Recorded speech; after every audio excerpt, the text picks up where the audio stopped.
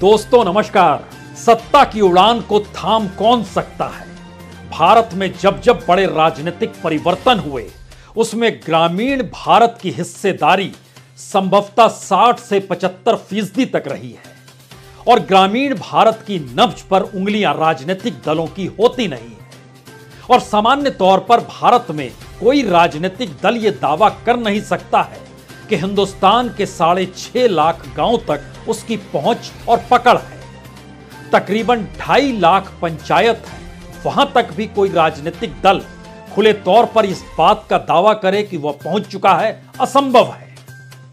हालांकि राजनीतिक दलों की कतार में एक संगठन राष्ट्रीय स्वयंसेवक संघ है जिसका अपना दावा है कि वो तकरीबन 40% पंचायतों तक तो पहुंच चुका है, यानी 1 लाख पंचायतों तक उसकी पहुंच हो चुकी है। कुछ राज्यों के हर पंचायत में उसने स्कूल भी खोल दिए हैं। उसमें अव्वल नंबर पर असम का जिक्र वो बाखूबी करता है।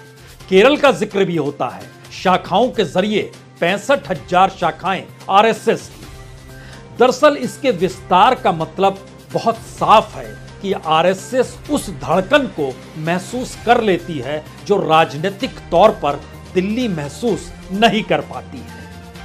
तो क्या मौजूदा वक्त में आरएसएस को यह महसूस होने लगा है कि ग्रामीण भारत के भीतर की जो खामोशी है, वहां जो महंगाई है, वहां पर जो घटती कमाई है, वहां जिस तरीके की गवर्नेंस है, वहां पर जो डबल इंजन का वादा है, वहां की परिस्थिति में जो डायरेक्ट बैंक ट्रांसफर है, वहां को लेकर जो कल्याणकारी योजनाएं हैं, जो घरों का जिक्र है, जो नल का जिक्र है, जो सड़क का जिक्र है, जो अस्पतालों का जिक्र है, जो इंश्योरेंस का जिक्र है, उससे समूचा ग्रामीण इलाका खुशहाल है। ऐसी आवाज आरएसएस अब सुन नहीं पा रही है। तो क्या उसने आवाज सुनी है कोई? उसने उस धड़कनों को महसूस कर लिया है जहां अब वो चेतावनी दे रही है मोदी सरकार को और मोदी सत्ता को, या सीधे प्रधानमंत्री मोदी और उनके चाणक्य अमित शाह को? जिस रास्ते वो निकल पड़े हैं उसमें गवर्नेंस का रास्ता हो या नीतियों का रास्ता हो, सत्ता बचाने की तिकड़मों का रास्ता हो या फिर अपनी लोकप्रियता को भुनाने का जिक्र हो या फिर 9 बरस की उपलब्धियों का जिक्र हो, दरअसल ये सारी चीजें ग्रामीण भारत के घाव पर मलहम नहीं लगा पा रही है। और क्या राहुल गांधी को जेल भेजने से या तमाम गठबंधन के साथियों को एक साथ लाकर खड़ा करने से परिस्थितियां बदल जाएगी? ऐसा बिल्कुल नहीं है। तो क्या चेतावनी का नया चेहरा इस रूप में सामने आ रहा है कि जिन परिस्थिति में सरकार चल रही है और जो मैसेज जनता के बीच जा रहा है वो इतना खतरनाक हो चला है कि क्या राहुल गांधी कोई भी सामने आकर खड़ा हो जाए सरकार की गद्दी डोल जाएगी? क्या वाकई ऐसी परिस्थिति है? इसके 2-3 चिन्ह नजर आने लगे हैं। एक तो सरकार यानी मोदी सरकार ने अपने तौर पर उस पैनिक बटन को दबा दिया है जहां पर उसके सामने अब एक ही दृष्टि है और वो दृष्टि बहुत साफ है कि मैथमेटिक्स देखिए, आंकड़ों के लिहाज से कहां पर जीत मिल सकती है उसे टटोलिए। उस जीत के आश्रय कौन सा नेता किस जाति या धर्म के आश्रय वोटों का जुगाड़ कर सकता है उसे साथ लाकर खड़ा कीजिए और उसके बाद मैथमेटिक्स कहती है कि आप चुनाव जीत सकते हैं। लेकिन ग्रामीण भारत की राजनीति जातियों के आश्रय चलती जरूर है, समुदायों के आश्रय चलती जरूर है, लेकिन जब मुश्किल सीधे सीधे जनता के बीच इस सवाल के साथ आ जाए कि जिंदगी जीना मुहाल हो चला है, तब वो क्या करेगी? बड़े बड़े कद्दावर नेताओं को साथ भी ले लिया जाए, लेकिन जनता के भीतर अगर विरोध होगा तो वोट उसे कहां मिलेंगे? लेकिन सरकार का अपना जिक्र चूंकि मैथमेटिक्स के आश्रय चल रहा है, तो आज 2 बातों पर चर्चा बहुत जरूरी है। आरएसएस ने उस धड़कनों को सुना है जहां ग्रामीण भारत के भीतर एक सवाल इस बात को लेकर है कि सरकार की नीतियां जो उम्मीद और आश्रय के सहारे 2014 में बिखेरी गई थी वह चकनाचूर हो चली है और शहरों में और खास तौर से मिडिल क्लास के सामने जो 2000 और 2014 और 2019 के ये 2 चुनाव जो निकल कर आए और उसमें कमोवेश हर जाति विशेष समुदाय के वोटों में इजाफा हुआ है, चाहे वो दलित हो, चाहे वो आदिवासी हो, मुस्लिमों में स्थिरता रही है, सिर्फ 8% वोट बीजेपी के हक में गए हैं। लेकिन बाकी वह ओबीसी का हिस्सा हो या ऊंची जाति का हिस्सा हो, महिलाओं का हो या पुरुषों का हो, परसेंटेज ऑफ वोट बढ़े हैं। एक आंकड़ा यह कहता है कि अब उसे परखने का वक्त आ गया है। दूसरी तरफ उस शहरी मिजाज के आश्रय उन राजनीति को परखने की जरूरत है जहां पर मोदी सत्ता खुद को बनाए रखने के लिए या 2024 में गद्दी न जाने देने के उपाय कर रही है। और पैनिक बटन जब दबा है तो 18 जुलाई की तारीख यूं ही तय नहीं की गई है, ये जानते समझते हुए तय की गई है कि पार्लियामेंट शुरू होगा 20 तारीख से और 18 तारीख को वह पूरी कतार नजर आनी चाहिए। उसमें बिहार के नेता रहें, उसमें उत्तर प्रदेश के नेता रहें, उसमें महाराष्ट्र के नेताओं की मौजूदगी हो, उसमें आंध्र प्रदेश के नेताओं की मौजूदगी हो, उसमें पंजाब के नेताओं की मौजूदगी हो, उसमें असम के नेताओं की मौजूदगी हो, उसमें तेलंगाना के नेताओं की मौजूदगी हो जो कि एक वक्त में एनडीए के साथ खड़े थे। और इन सब के बीच संगठन को मथा जाए तो चीजें अनुकूल हो जाएगी, कम से कम मैथमेटिक्स के लिहाज से। और दूसरी परिस्थिति उस धारा की है जिस धारा को लेकर राहुल गांधी चल रहे हैं, जगह जगह लोगों से जुड़ रहे हैं। लेकिन सरकार अपने तौर पर इसको कहने से चूक नहीं रही है। प्रधानमंत्री मोदी भी तो जुड़ रहे हैं। हर दिन तो वो निकल जाते हैं सुबह दिल्ली से, कभी राजस्थान में होते हैं, कभी तेलंगाना में, कभी वो रायपुर में घूम रहे होते हैं, कभी उत्तर प्रदेश के गोरखपुर के इलाके में, कभी मध्य प्रदेश में होते हैं। हर दिन हर जगह उनकी रैली तो तय है, लेकिन वह स्टेट स्पॉन्सर रैलियां होती है। स्टेट स्पॉन्सर वह तमाम रैली के साथ साथ जो कार्यक्रम होते हैं वो राज्य द्वारा प्रायोजित होते हैं, कोई संवाद नहीं होता है। तो क्या इस दौर में बीजेपी का संवाद भी लोगों से रुक गया है, थम गया है? और आरएसएस इस बात की चेतावनी दे रही है। और शायद पहली बार संगठन को में किसको लाया जाए, किसको आगे किया जाए, किस राज्य में किसे बनाया जाए, तो संघ और बीजेपी के बीच तालमेल बैठाने के लिए अरुण कुमार को भी बुला लिया गया। इससे पहले कृष्ण गोपाल हुआ करते थे, लेकिन उनकी जरूरत ना तो 2019 के चुनाव में पड़ी, ना उससे पहले किसी भी राज्य के चुनाव में पड़ी। यानी पहली बार महसूस हो रहा है कि संकट है। पहली बार महसूस हो चुका है कि दरअसल पैनिक बटन जो दबाया गया है वो बचने के लिए दबाया गया है, और इसका एहसास हो चला है कि मुश्किल हालात है। और जिसका ग्रामीण भारत की नब्ज पर अपनी उंगलियों के आश्रय समझने की जरूरत है, वह अगर समझ रहा है तो ये मुश्किल हालात को एक एक करके परखने की कोशिश कीजिए। 2014 में 31% वोट मिले थे बीजेपी को, और 2019 में 37%। हमने वोट का जिक्र इसलिए शुरू में किया है, उसके बाद उस फिलॉसफी पे आएंगे कि आखिर ग्रामीण भारत की वो कौन सी धड़कन है जो सुनाई दे रही है और वो विचलित कर रही है दिल्ली को। लेकिन दिल्ली ने पैनिक बटन चूंकि मैथमेटिक्स को लेकर दबाया है, और उसके दायरे में बहुत साफ तौर पर उस बैठक का जिक्र है जिसमें 18 जुलाई को तमाम नेताओं की मौजूदगी होगी, इसीलिए शुरुआत में आंकड़ों के सहारे इन बातों का जिक्र हो रहा है। जब 31% वोट मिले थे तब 282 सीटें मिली थी, जब 37% वोट मिले तो 303 सीटें मिली। लेकिन एक क्षण के लिए आज थोड़ी सी उल्टी धारा बहाते हैं और 2009 में चले जाते हैं, जब एनडीए जीवित था। उस समय बीजेपी को 18.5% वोट मिले थे, लेकिन 116 सीटें मिली थी क्योंकि एनडीए था। कांग्रेस को 19.5% वोट 2014 में भी मिला, 2019 में भी मिला, लेकिन 100 का आंकड़ा दूर 50 का आंकड़ा 2014 में पार नहीं कर पाई और 2019 में 52 सीट ले पाई। तो क्या 1% ज्यादा वोट बीजेपी से, बावजूद उसके उसकी आधी सीट 2009 के मुकाबले? ये पहला मैसेज है। यानी कांग्रेस जिस गठबंधन के आश्रय बढ़ रही है उसका मैसेज बहुत साफ है कि उसकी सीटें एक झटके में 100 तो पार कर चुकी है। जैसे ही वो गठबंधन की दिशा में जाती है, हालात 2009 वाले बीजेपी वाले ही क्यों ना हो, एक झटके में वो 100 से 150 सीट के बीच में जाकर खड़ी हो गई है।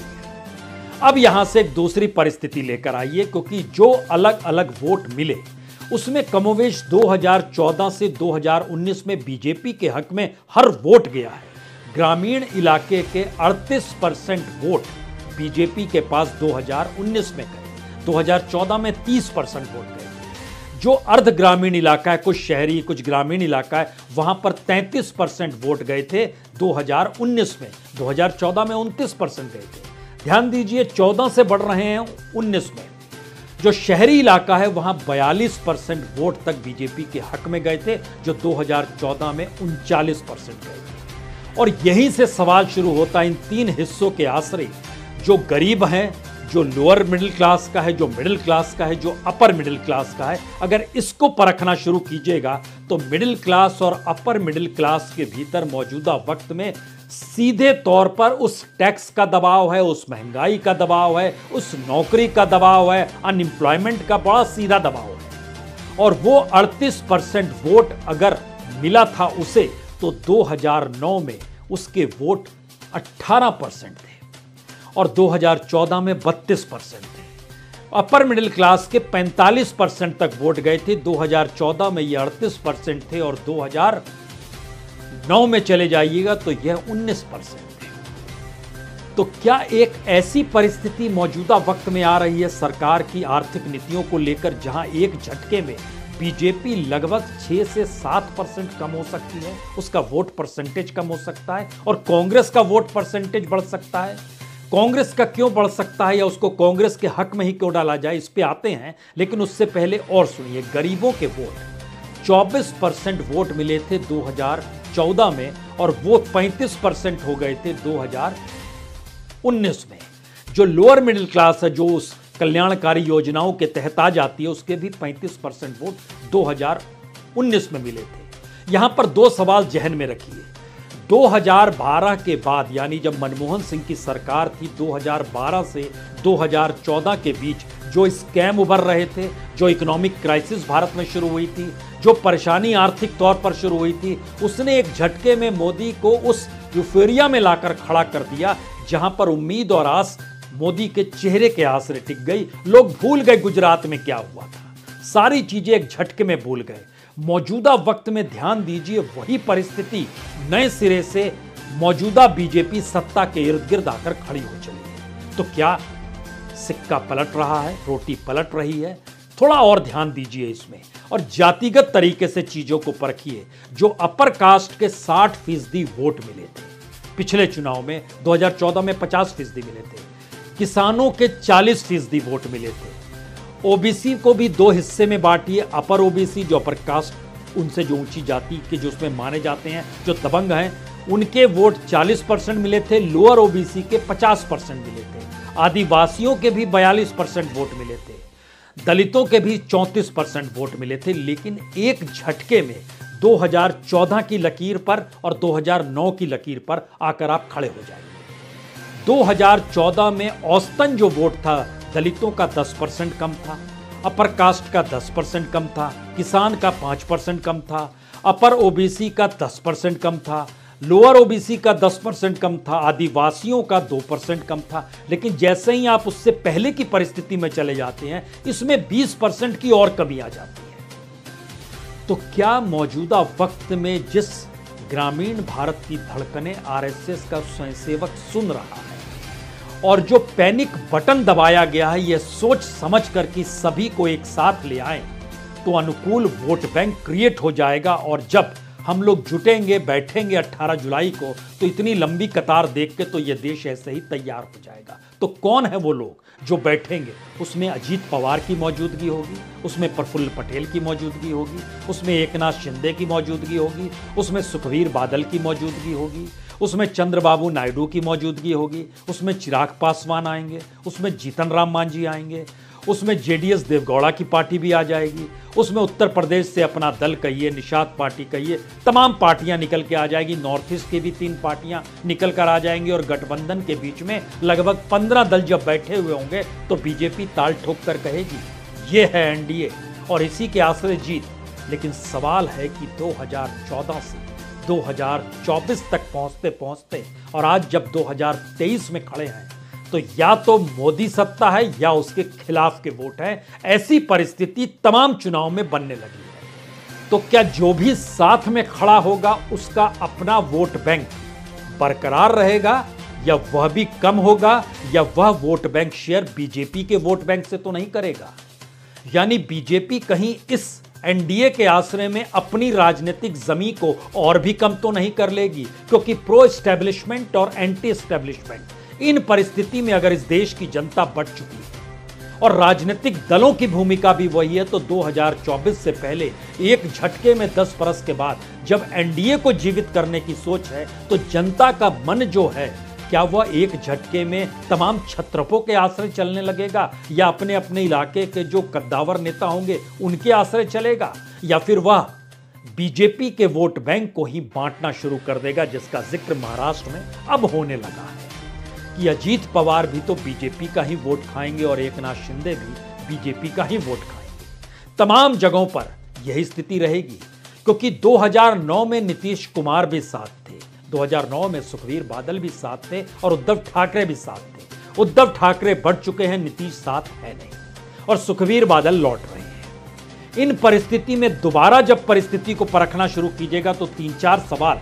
आपको कई जगहों से नजर एक झटके में सामने आकर खड़े हो जाएंगे कि क्या वाकई गवर्नेंस का यह चेहरा संभव है। टमाटर जो पूरे ग्रामीण भारत के भीतर खेती करते हुए यूं ही खेतों में निकल आता है, उसके लिए कोई मेहनत मशक्कत नहीं करनी पड़ती है, बीज डाल दीजिए वो निकलते चला जाता है। और वहां पर टमाटर 140 रुपए किलो की परिस्थिति में और अब प्याज की दिशा में बढ़ते हुए कदम, महंगाई जिस लिहाज से चल रही है, 5 किलो अनाज के बाद क्या कुछ तेल खरीदा जाएगा बाजार से कि नहीं, कुछ नून खरीदा जाएगा कि नहीं, आटा आप दे रहे हैं, गेहूं आप दे रहे हैं, कुछ जगहों पर चावल भी दे रहे हैं, उसको बनाने के लिए जो ईंधन चाहिए वो कहां से लाएं, और जो भी सब्जी चाहिए वो कहां से लाया जाए। यह एक बिल्कुल नई परिस्थिति भारत के भीतर उस सत्तावान ताकतवर सत्ता को लेकर सवाल खड़ी हो रही है, जिसकी धड़कनें ग्रामीण भारत में इस आश्रय चल रही है कि 2020 तक तो आपकी बातों पर भरोसा था। और ध्यान दीजिए, शहरों में और एलिट क्लास में सबसे पहले जुमले शब्द का जिक्र हुआ, फिर मिडिल क्लास में आया, और वो निचले तबके तक चला गया है कि जो सरकार कहती है वो सिर्फ कहती है, चीजें इंप्लीमेंट हो नहीं पा रही है, और उन इलाकों के उन नेताओं को अपने साथ लेकर वह अपनी गद्दी को बचाना चाहती है, तो हम उसे वोट क्यों दें। यह एक नया सवाल इस दौर में उफन कर आया है। और जब हम इस बात का आपसे जिक्र कर रहे हैं तो अपने तौर पर बीजेपी ने अलग अलग जगहों पर संगठन को मथना जरूर शुरू किया है। जो राज्यों के चुनाव हैं तो इसका एक मतलब यह है कि जैसे मध्य प्रदेश में भूपेंद्र पटेल, अश्वनी चौबे, अश्वनी वैष्णव, राजस्थान में प्रहलाद जोशी, नितिन पटेल और कुलदीप बिश्नोई, छत्तीसगढ़ में ओम माथुर और मनसुख मांडविया, तेलंगाना में प्रकाश जावड़ेकर और सुनील, इन सबको नियुक्ति कर दी गई है। और ये सारी नियुक्तियों को लेकर एक सवाल नया है, क्या इन 4 राज्यों के चुनाव में अगर बीजेपी नहीं जीत पाती है तो क्या वॉकओवर की स्थिति 2024 के चुनाव से पहले ही बीजेपी और आरएसएस के भीतर इस आवाज के साथ उठने लगेगी कि बगावत के सुर तो नहीं सुनाई देंगे, क्योंकि कर्नाटक के भीतर भी तो बगावत हुई, गुजरात में बगावत नहीं हुई क्योंकि गुजरात के भीतर 50% वोट पर कब्जा है, लेकिन उत्तर प्रदेश में ऐसा नहीं है। योगी जीत गए कितनी भी सीट, लेकिन उनको वोट मिले 41%, और विपक्ष के हिस्से में जो गए उसमें समाजवादी पार्टी 32-33% वोट ले आई। उसमें अगर आप आरएलडी को जोड़िए, उसमें अगर कांग्रेस को जोड़िए, और अगर आपने बीएसपी को भी जोड़ दिया तब तो 41% से ज्यादा यही होगा। 13% लगभग मिले थे बीएसपी को, यानी मायावती को। मैसेज 2-3 बहुत साफ इस दौर में निकल रहे हैं। पहला मैसेज है, जो परसेंटेज ऑफ वोट बढ़े हैं 2014 का मुकाबले 2019 में, और जो आर्थिक सामाजिक परिस्थितियां 2019 के बाद से इस देश के सामने है, तो जब बढ़ सकते हैं तो वो कम भी हो सकते हैं, और बढ़े अगर आपके सत्ता में रहने के दौरान है तो घटेंगे भी आपके सत्ता में रहने के दौरान ही। और इसीलिए हमने 2009 का भी आज जानबूझकर जिक्र सिर्फ इसलिए किया कि अगर एनडीए नहीं होगा तो क्या बीजेपी अपने तौर पर 100 सीट भी छू पाएगी या नहीं छू पाएगी। एनडीए की ताकत उसको 150 तक पहुंचा सकती है, और बाकी सहयोगी दलों का हिस्सा, और बाकी दूसरी परिस्थिति। लेकिन यहां से कांग्रेस के हिस्से की बात शुरू होती है, जिसका जिक्र इसलिए महत्वपूर्ण है क्योंकि राज्य दर राज्य अगर देखना शुरू कीजिएगा तो 188 सीट यहां पर कोई दूसरा राजनीतिक दल नहीं है। राजस्थान, मध्य प्रदेश, छत्तीसगढ़, तेलंगाना, पंजाब, हिमाचल, उत्तराखंड, गुजरात, कर्नाटक, केरल और हरियाणा 188 सीटों में से कांग्रेस को सिर्फ 30 सीटें मिली। 150 सीटें बीजेपी के हक में गई है। और जहां पर गठबंधन है वहां की परिस्थिति को अगर परखिएगा तो लगभग वहां 330 सीटें हैं। उस 330 सीटों के भीतर जब देखिएगा तो उसमें उत्तर प्रदेश, बिहार, बंगाल, महाराष्ट्र, झारखंड, आंध्र प्रदेश, असम, दिल्ली, तमिलनाडु, उड़ीसा और इनको भी जब आप जोड़ना शुरू कीजिएगा तो 18 सीट ही कांग्रेस को मिली है। मैसेज क्या है? मैसेज बहुत साफ तौर पर उभर रहा है कि जो ग्रामीण भारत की राजनीतिक धड़कनें हैं उसको पहली बार नीतियों के आश्रय और जो शहरी मिजाज की धड़कनें हैं उसमें मैथमेटिक्स के आश्रय, दोनों बातें एक साथ एक वक्त में हो रही है। इसीलिए क्या करना है, कैसे करना है, किस रूप में करना है, चुनाव कैसे जीतना है, इसको लेकर दिल्ली में हड़कंप मची हुई है। सवाल यह नहीं है कि संगठन में फेरबदल कर नियुक्तियां शुरू हो गई। सवाल यह भी नहीं है कि पुराने चेहरों को, जैसे आपको झारखंड में देखिए बाबूलाल मरांडी को लेकर आया। बाबूलाल मरांडी बहुत गुस्से में निकल के गए थे बीजेपी से, जबकि वो सबसे बेस्ट सीएम हुआ करते थे। उनको देखा परखा नहीं गया, लेकिन अब जब आए वापस तो अब उनको वहां की जिम्मेदारी सौंप दी गई। ये परिस्थितियां बहुत सारी चीजों की तरफ इंगित करती हैं कि आप रणनीति जब बनाते हैं तो सिर्फ वोट देख रहे हैं, अभी भी आप लोगों की जरूरत तक नहीं पहुंचे। और ये पहली बार मैसेज जरूरत, पॉलिसी और आपके गवर्नेंस का उठा है, जिसकी धड़कनों को सुन पाने की कुव्वत दिल्ली में कितनी है, क्योंकि उसकी मदहोशी अभी भी राजनीतिक उड़ान पर है। और यह आरएसएस का स्वयंसेवक जगह जगह से चिता रहा है। कल तक करप्शन का जिक्र था, आज करप्शन के आश्रय सत्ता बनाने का जिक्र है। कल तक कॉरपोरेट के विरोध का जिक्र था, आज कॉरपोरेट के साथ खड़े होने की बात है। कल तक इस बात का जिक्र था कि किसानों को दुगनी आय कैसे हो जाए, आज इस बात का जिक्र है कि लागत भी कैसे मिले, यह भी एक सवाल हो चला है। ये सारे सवाल मौजूदा वक्त में शायद उस दिशा में जाकर बीजेपी को खड़ा कर चुके हैं जहां पैनिक बटन तो दब गया है। अब इसके बाद कौन कौन से निर्णय किस किस रूप में लिए जाएं, लोकतंत्र भारत के डीएनए में है और लोकतंत्र भारत की शिराओं में बहता। और वहां पर यह सवाल भी कोई पूछने लगे कि अगर ये सत्ता चुनाव हारने की दिशा में आकर खड़ी हो गई तो क्या ये चुनाव भी होने देगी? जब ऐसे सवाल जमीन पर उठने लगे तो इसका मतलब है लोकतंत्र का आदि यह देश सत्ता एक झटके में पलट सकता है। बहुत बहुत शुक्रिया, बहुत बहुत शुक्रिया।